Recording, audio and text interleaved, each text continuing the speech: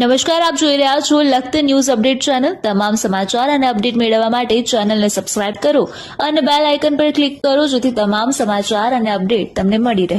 લખતર તાલુકાના પેટડા ગામે Gujarat state animal welfare બોર્ડના ચેરમેન પધાર્યા। તેમના દ્વારા ગાયને રાષ્ટ્રમાતા અને રાજ્યમાતાનો દરજ્જો આપવામાં આવે તે સંકલ્પ સિદ્ધ કરવા માટે થઈ અને આ કાર્યક્રમનું આયોજન કરવામાં આવ્યું હતું।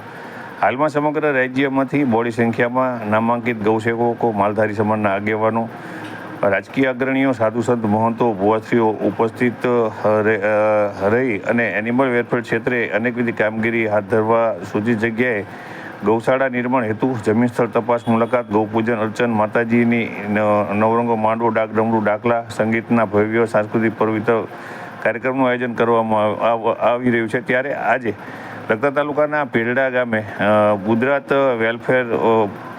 સ્ટેટ એનિમલ વેલફેર બોર્ડના ચેરમેન માન્ય શ્રી દિલીપભાઈ શાહ પધાર્યા હતા અને તેમના દ્વારા તેમનું ભવ્ય સ્વાગત કરવામાં આવ્યું હતું। ત્યારે આ પ્રસંગે ભુવાશ્રી રઘુભાઈ ખાંભલા દ્વારા તેમનું સન્માન કરવામાં આવ્યું હતું અને નાની બાળાઓ દ્વારા પણ તેમનું સન્માન કરવામાં આવ્યું હતું। આગામી ટૂંક સમયની અંદર તેમના દ્વારા ગૌ સંવર્ધન વધે, ગાયોનું વધે, એ સાથે પશુધન વધે તે માટે થઈ આ કાર્યક્રમ કરવામાં આવી રહ્યો હતો।